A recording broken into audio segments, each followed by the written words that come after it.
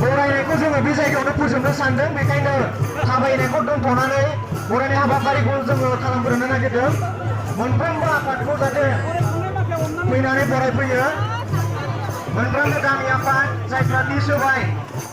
आरो दालाय आफादफोर बर'बाजार पानबारि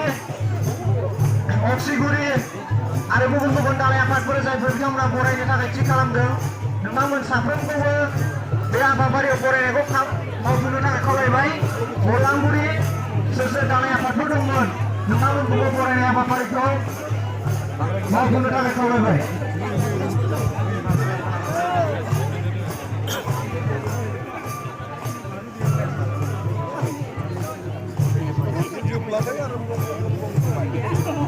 थाबायदो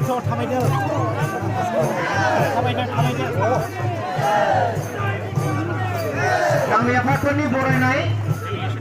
मेसियागाव खाग्राबारि नोलोबारि खोदोमगुरि हायनानगर निजोमपुरि बर'फा नगर साबगारगाव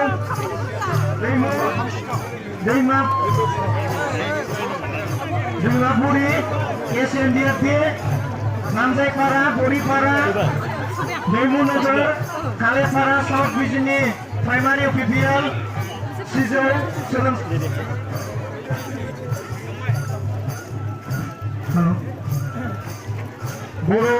बर'सा एकाडेमि नोंथांमोन साफ्रोमखौबो फरायनाय हाबाफारियाव बाहागो लानो थाखाय खावलायबाय